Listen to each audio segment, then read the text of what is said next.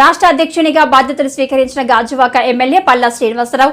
ఈ మేరకు పల్లా శ్రీనివాసరావు మాట్లాడుతూ తనకు సపోర్టు చేసిన ప్రతి ఒక్కరికి ధన్యవాదాలు, పార్టీకి మరింత కృషి చేస్తారని తెలిపారు.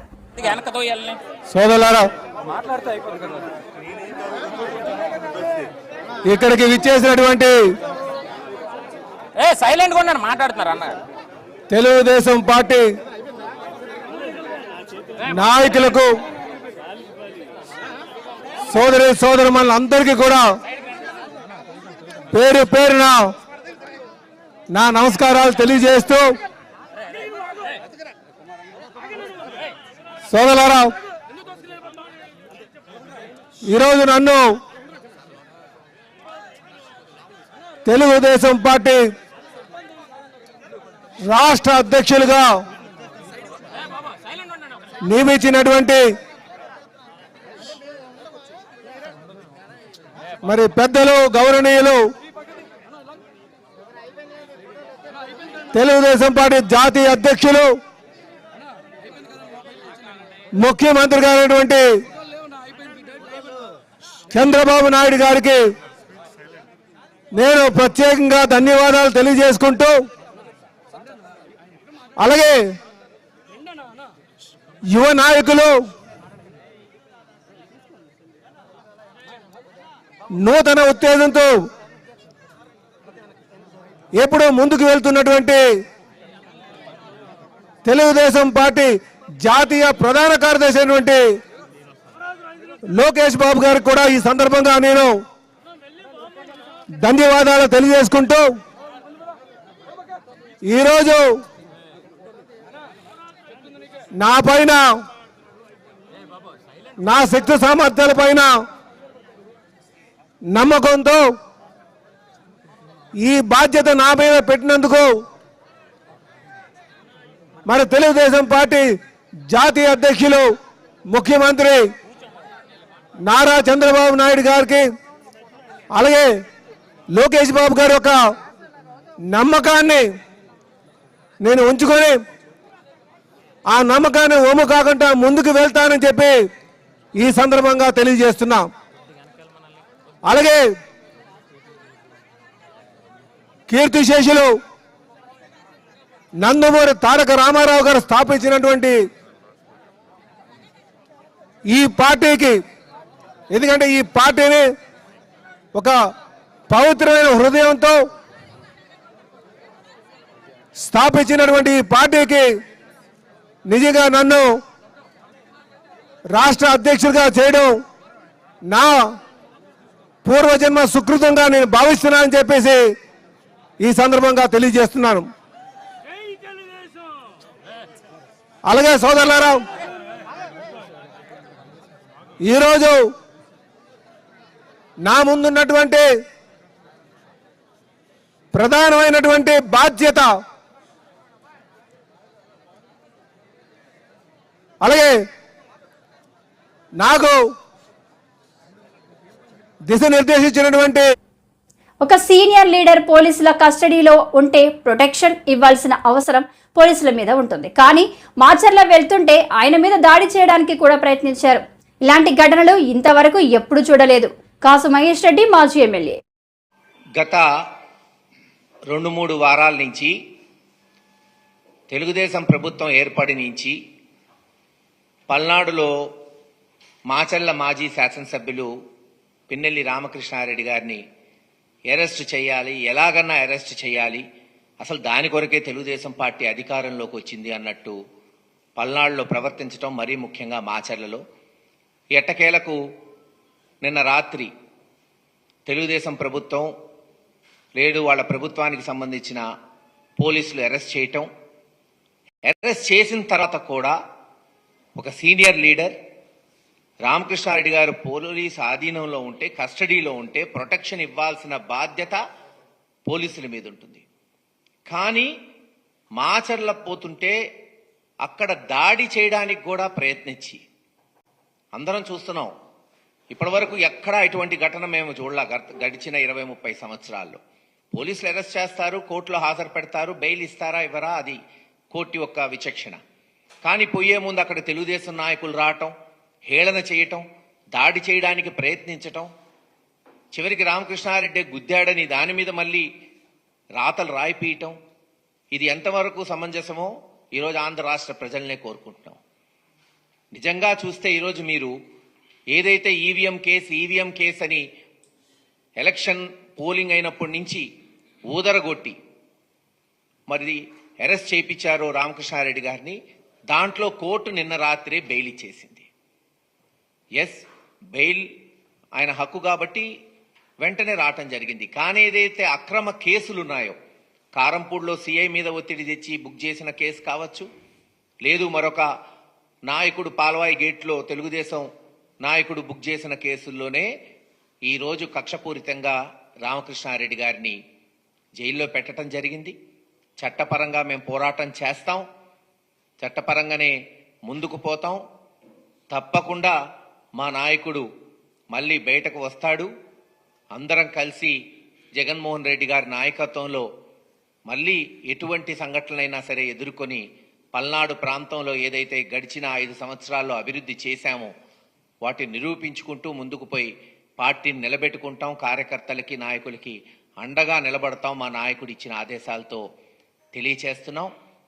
అలాగే గడిచిన వారం రోజుల నుంచి మనం చూస్తున్నాం ఏదైతే వైఎస్ఆర్సీపీ ఆఫీసులు చట్టపరంగా, ఇదిగో దాదాపు 2016లో తెలుగుదేశం ప్రభుత్వం ఉన్నప్పుడే జీవో తెచ్చారు. ఏ పార్టీ అయినా, నేషనల్ పార్టీకి, స్టేట్ రీజనల్ పార్టీలకి, అసెంబ్లీలో బలం ఉన్న పార్టీలకి ఇదిగో ఈ రకంగా అలాట్ చేయొచ్చు. వాళ్ళు ఇచ్చిన జీవో ప్రకారమే ల్యాండ్స్ అలాట్ చేసి కట్టుబడులు చేసుకుంటే ఈ రోజున 1-2 ఇరగొడుతున్నారు. కొన్నిటి మీదకి తెలుగుదేశం నాయకులు, మంత్రులు, అధికారంలో ఉన్న వాళ్ళే. రాష్ట్ర పౌర సరఫరాల శాఖ మంత్రి నాదెండ్ల మనోహర్ కాకినాడలో శాఖపరమైన సమీక్ష నిర్వహిస్తున్నారు. కాకినాడ జిల్లాలో నిత్యావసర సరుకుల పంపిణీ, గోదాముల్లో ఉన్న నిల్వలు, రేషన్ బియ్యం తదితర అంశాలపై సమగ్ర నివేదికలు పరిశీలన చేస్తున్నారు.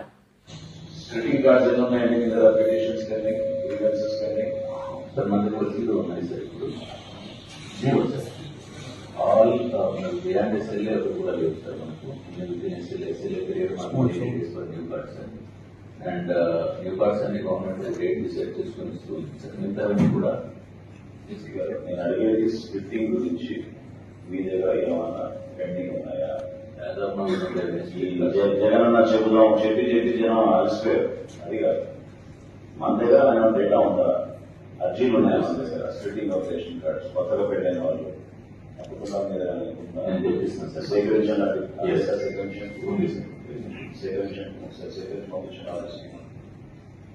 Okay, next. The process of how we receive it, sir. You have split card with 180 days to celebrate it, sir. Remaining services and 21 days. Next. So mobile dispensing units. How was Aadhaar verification being done? Aadhaar verification మనకు secretariat based on Aadhaar verification జరుగుతుంది, sir. Yes, biometric device that's sufficient understand because you are the 2 lakhs of volunteers now the price of 1 lakh is all the special application ఒక ఆలోచనతో గమనించిన రైతులు ముందుకు వస్తారు. అవకాశం ఉన్న జిల్లాలో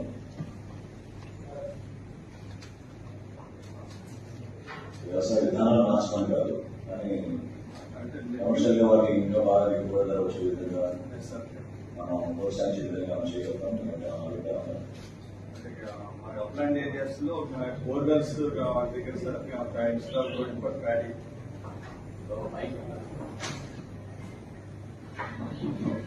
సార్ గోయింగ్ ఫర్ ప్యాడీ మనం పల్సెస్ కానీ మిల్లెట్స్ కానీ పెడితే రెమ్యులేషన్ కూడా బాగుంటుంది సార్, నీళ్ళు కూడా బాగా వస్తుంది.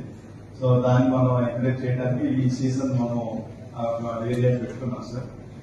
రెండవది ఏంటంటే ఐఎఫ్ఎస్ మోడల్ ని మనం ప్రమోట్ చేస్తే sir, integrated farming system model. ఒక ఎకరానికి గాడి అయితే 10,000-15,000 కన్నా ఎక్కువ మిగులుతుంది.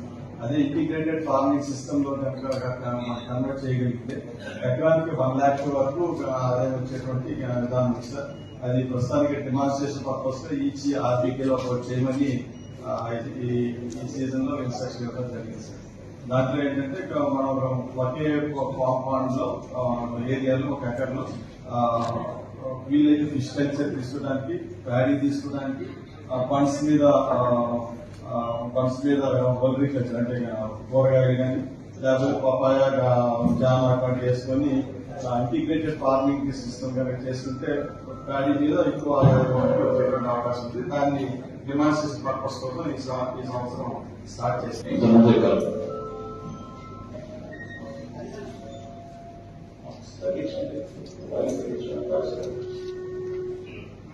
ఇంతకుముందే కలెక్టర్ గారితో మాట్లాడిన విషయం ఏంటంటే మిల్లెట్స్ ప్రొడక్షన్ పెరగాలి రాష్ట్రంలో.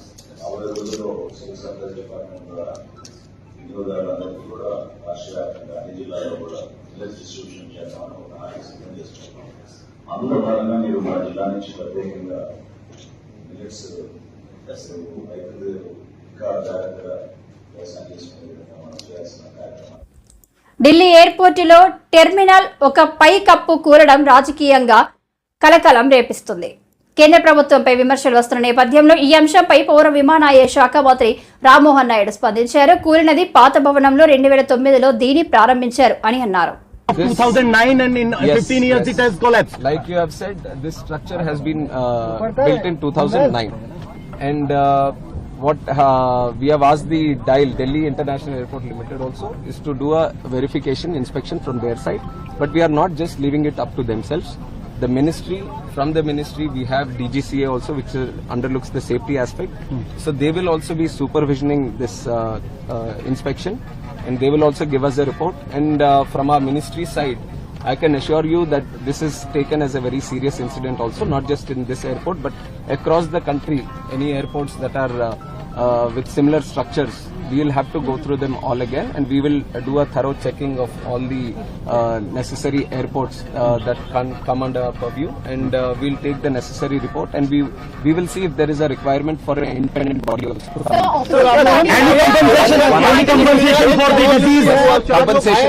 Compensation has also been announced, 20 lakh for the deceased, and also for the injured 3 lakhs. So opposition parties are saying ये आरोप लगा रहा है कि जल्दबाजी में यहाँ पर इनॉग्रेशन किया गया था, तो इसके बारे में मैं क्लैरिफिकेशन दे दूं कि जो प्रधानमंत्री साहब जो इनॉग्रेट किया वो दूसरा बिल्डिंग है, दूसरी तरफ है.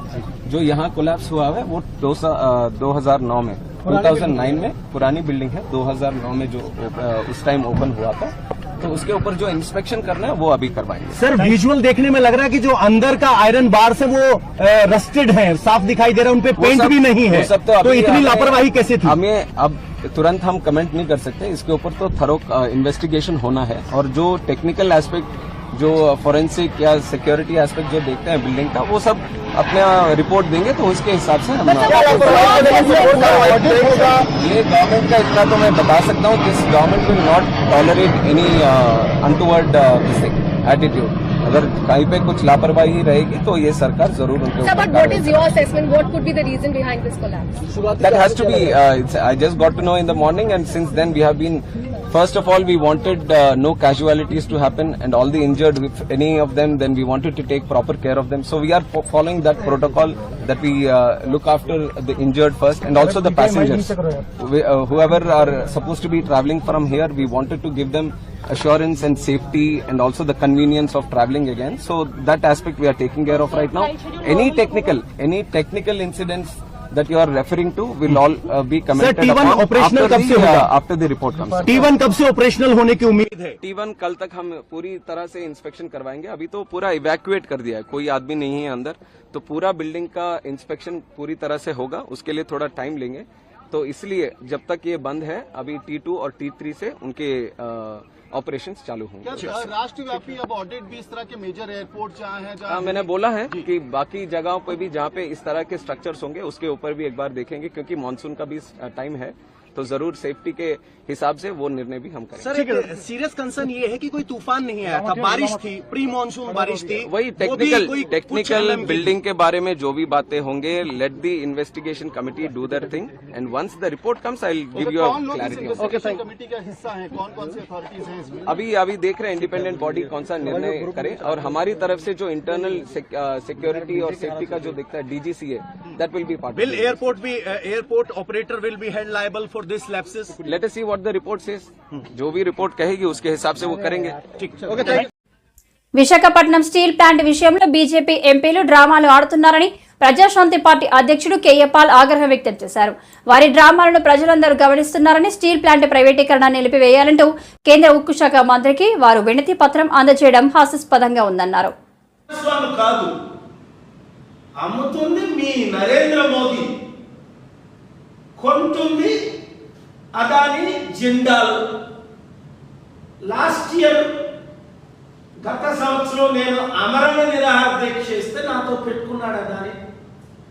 3 సంవత్సరాల నుంచి ఫైట్ చేస్తే స్టీల్ ప్లాంట్ కొనొద్దు అని గంగవరం పోర్టు జగన్మోహన్ రెడ్డి గారు 1700 కోట్లకు అమ్మాడు, మీకు తెలుసు.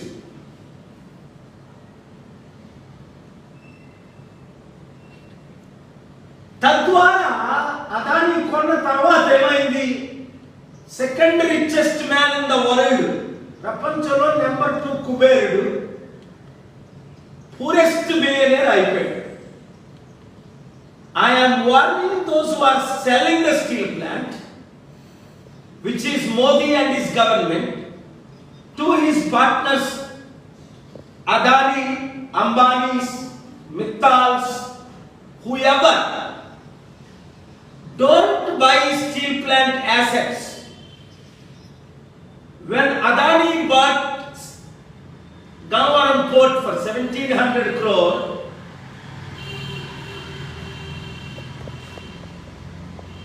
I believe it is only actually 600 crore he paid, or 516 crore, different numbers, 1700 acres. But he lost 8 lakh crore. So therefore, my first message is to Modi and government, read this before you play games. On April 25th, 2024, I argued before the Honorable High Court 6 and Honorable Seshashai and Vijayji, clearly given an order, status quo. Read it, the last page. We sent it to you, page 13. Status quo means you cannot sell. On June 19th, they filed the counter. There is nothing in it.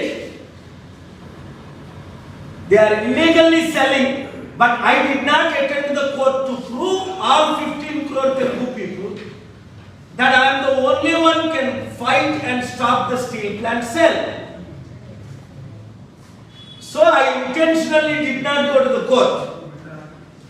Within the last 7 days, they are selling 6 different assets, including school properties in Chennai and Mumbai. A major TV channel reported yesterday. They are selling.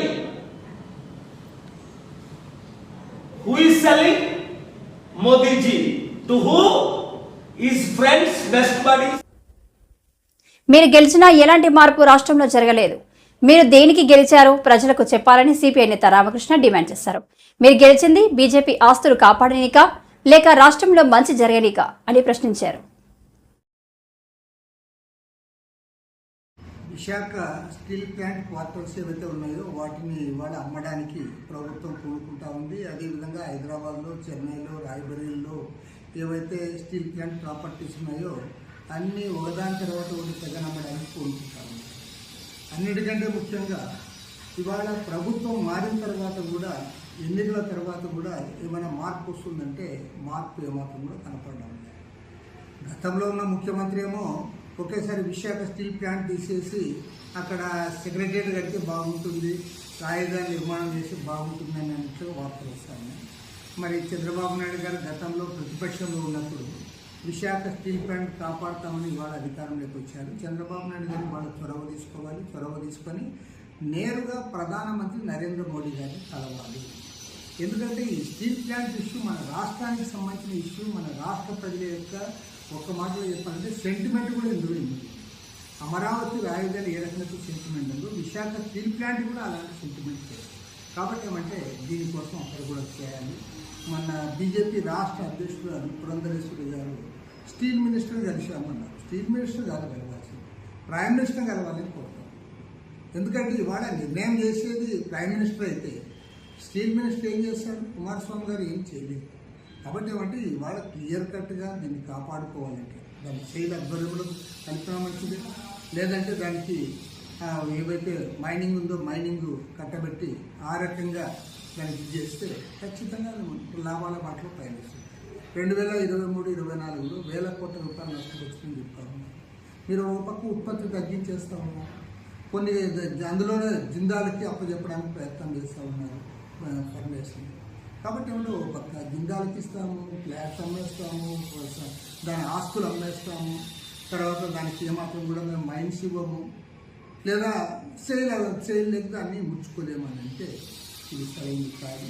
కాబట్టి ఏమంటే దీన్ని ఒక serious అంశంగా తీసుకొని మన రాష్ట్ర ముఖ్యమంత్రి చంద్రబాబు నాయుడు గారు అన్ని పార్టీల సహకారంతో, ఎంపీల సహకారంతో ప్రభుత్వం పైన ప్రత్యేకించి ప్రైమ్ మినిస్టర్ని కలిసి ఈ ప్రైవేటీకరణ ఆపాలని కోరుతారు.